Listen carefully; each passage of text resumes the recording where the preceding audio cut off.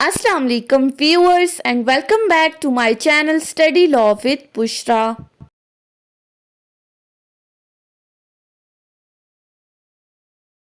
So we were discussing Civil Procedure Code 1908. We have discussed up till section 93. In this video we are going to discuss section 94 and section 95.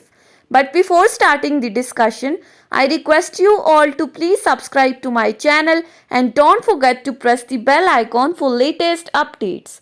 Do share this video with your friends and don't forget to comment your feedback. So let's move towards the discussion. Section 94 of Civil Procedure Code deals with the topic of court's power to institute supplemental proceedings. अब ये supplemental proceedings क्या है, section 94 इसके बारे में क्या कहता है, ये हम डिटेल में डिस्कस करेंगे आज की इस वीडियो में. अगर हम सप्लीमेंटल प्रोसीडिंग्स को वर्डली डिफाइन करें तो जो टर्म सप्लीमेंटल है it generally means in addition to what, the thing which is already present और अवेलेबल. यानी कि सप्लीमेंट का मतलब है कि आप किसी मौजूदा चीज़ में कोई न्यू चीज़ ऐड करो. अब ऐड करने का मकसद क्या है, ताकि उस ऑलरेडी प्रेजेंट डेटा को या ऑलरेडी प्रेजेंट चीज़ को आप कंप्लीट कर सको. So supplement means addition of something in order to complete it. This supplemental proceedings is explained under part 6 of Civil Procedure Code 1908.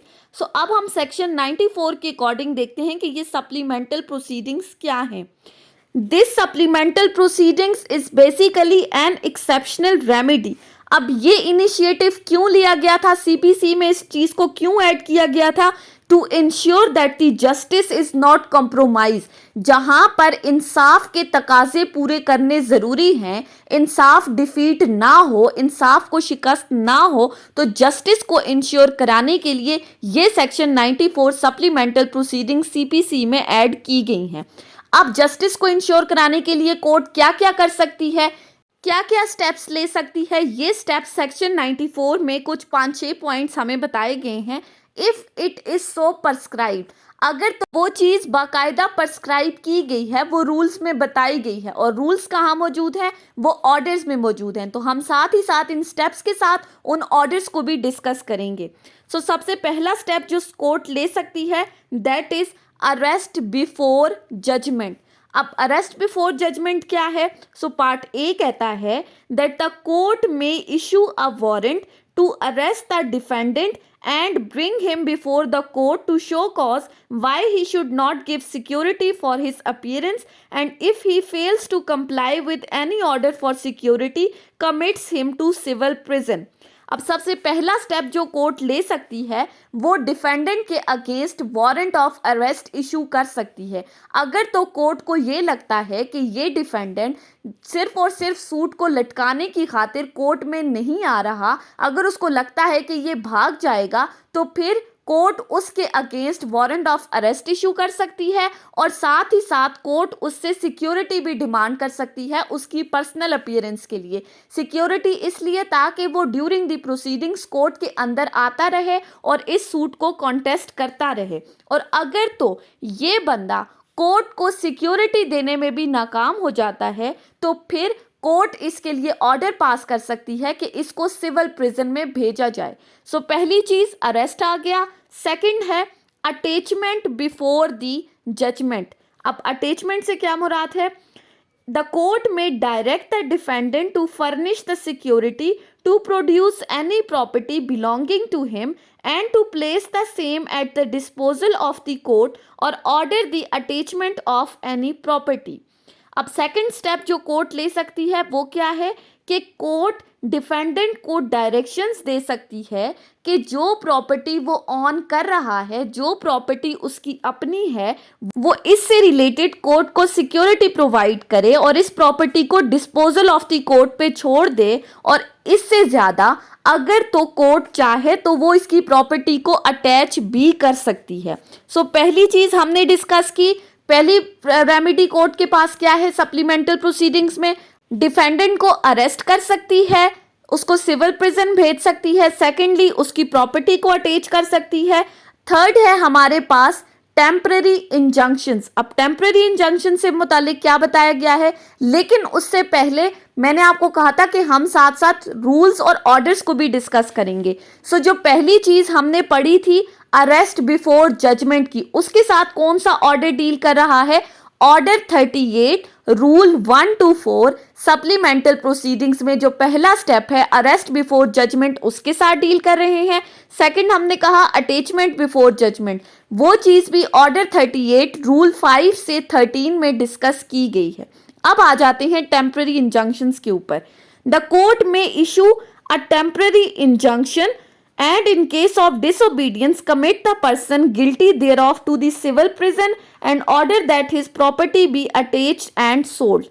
Third चीज कही गई है कि कोर्ट जो है वो टेम्पररी इंजंक्शन भी ग्रांट कर सकता है उस डिफेंडेंट के अगेंस्ट, और अगर तो ये डिफेंडेंट इस टेम्पररी इंजंक्शंस को वायलेट करता है, कोर्ट ने जो स्टे ऑर्डर दिया है उसकी वायलेशन करता है, तो ऐसी सूरत में इसकी प्रॉपर्टी को अटैच कर लिया जाएगा और कोर्ट इसकी प्रॉपर्टी को सेल आउट भी कर सकती है, और साथ ही साथ अगर कोर्ट को फिट लगता है तो वो इसको सिविल प्रिजन में भी भेज सकती है। अब इसके साथ कौन सा ऑर्डर डील कर रहा है, इसके साथ है ऑर्डर 39 रूल 1 to 5 जो हमने ऑलरेडी डिस्कस किया था जब हम लॉ गेट सिलेबस को डिस्कस कर रहे थे। फोर्थ स्टेप कोर्ट क्या ले सकती है, अपॉइंटमेंट ऑफ रिसीवर। फोर्थ कहा गया है that the court may also appoint a receiver of any property and enforce the performance of his duty by attaching and selling his property. Fourth कहा गया है कि कोर्ट जो है वो इस प्रॉपर्टी के लिए रिसीवर भी अपॉइंट कर सकती है on behalf of the defendant, और साथ ही साथ ऑर्डर पास कर सकती है कि डिफेंडेंट की इस प्रॉपर्टी को अटैच कर लिया जाए, इसको सेल आउट कर दिया जाए ताकि उसकी परफॉर्मेंस को इन्फोर्स कराया जा सके अगर तो डिफेंडेंट खुद अपनी ड्यूटीज परफॉर्म करने में डिले कर रहा है। अब इसके साथ कौन सा ऑर्डर डील करता है, ऑर्डर 40 अपॉइंटमेंट ऑफ रिसीवर को डिस्कस कर रहा है। नेक्स्ट स्टेप जो कोर्ट ले सकती है that is interlocutory order, that the court is empowered to make other interlocutory order as it deems just and convenient। अब इंटरलोक्यूटरी ऑर्डर ये क्या होते हैं हम ऑलरेडी डिस्कस कर चुके हैं। ऑर्डर 39 रूल 6 से लेकर रूल 10 तक लॉ गेट सिलेबस के टाइम पे हमने पढ़ा था। Interlocutory orders are basically those orders which are passed during the pendency of the suit and it is passed by the court at any stage of the proceedings as per the situation and circumstances of the case.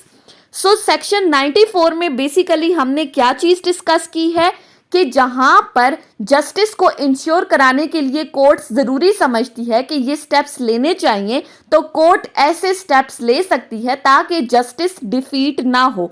वो क्या कर सकती है, arrest कर सकती है judgement से पहले, अटैच कर सकती है प्रॉपर्टी को, टेम्पररी इंजंक्शंस ग्रांट कर सकती है, रिसीवर अपॉइंट कर सकती है, और इसके अलावा मजीद इंटरलोक्यूटरी ऑर्डर्स पास कर सकती है जो भी उसको मुनासिब लगते हैं।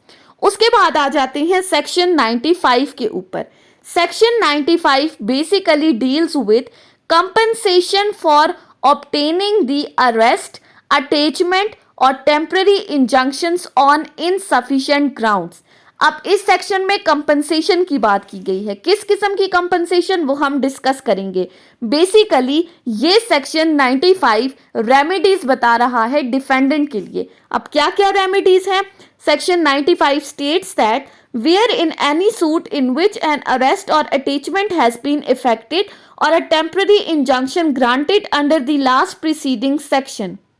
इसमें कहा गया है कि सेक्शन 94 में जो चीज़ हमने डिस्कस की कि कोर्ट अरेस्ट का ऑर्डर पास कर सकती है, प्रॉपर्टी के अटैचमेंट का ऑर्डर पास कर सकती है या टेम्पररी इंजंक्शंस के ऑर्डर ग्रांट कर सकती है, तो अगर तो डिफेंडेंट के अगेंस्ट ये तमाम ऑर्डर्स पास हुए हैं और कोर्ट को ये लगता है, क्या लगता है, number 1 it appears to the court that such arrest, attachment or injunction was applied for an insufficient ground, कि प्लेंटिफ ने जो ये सूट फाइल किया था और सूट फाइल करने के बाद जो इस डिफेंडेंट के अगेंस्ट ऑर्डर पास हुए हैं वो इनसफिशिएंट ग्राउंड्स पे पास हुए हैं, कोई सफिशिएंट रीजनेबल ग्राउंड्स नहीं थे, या secondly the suit of the plaintiff fails and it appears to the court that there were no reasonable ground for instituting the same.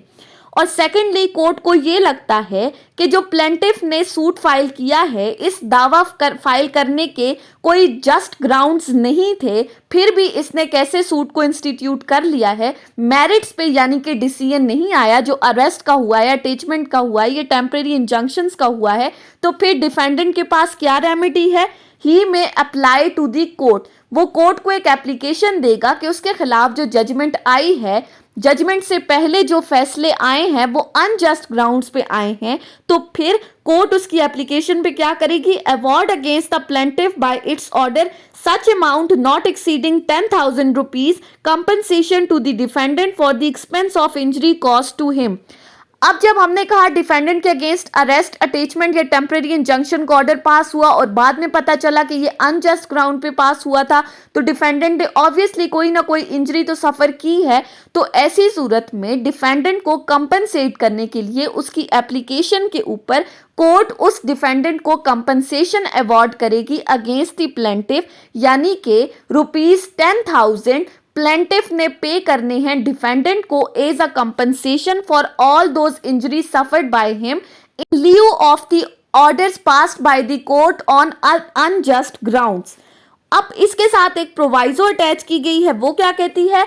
That the court shall not award under this section an amount exceeding the limits of pecuniary jurisdiction, कि court जो compensation award करेगी defendant को वो अपनी pecuniary jurisdiction की limitations के अंदर रहकर ही करेगी। यानी कि अगर तो किसी कोर्ट की पेक्यूनरी जुरिस्डिक्शन है लेट्स सपोज 50,000 तक की, तो वो 50,000 से ज़्यादा कंपनसेशन अवार्ड नहीं करेगी डिफेंडेंट को, यानी कि 60,000 या उससे ऊपर वो अपनी लिमिटेशंस के अंदर रहकर अपनी पेक्यूनरी जुरिस्डिक्शन के अकॉर्डिंग ही डिफेंडेंट के लिए कंपनसेशन अवार्ड करेगी। सेकेंड क्लॉज है इसी सेक्शन की, an order determining any such application shall bar any suit for compensation in respect of such arrest, attachment और इंजंक्शन। अब इस क्लॉज में बार टू द सूट की बात की गई है। किस किस्म के सूट के ऊपर बार लगाया गया है?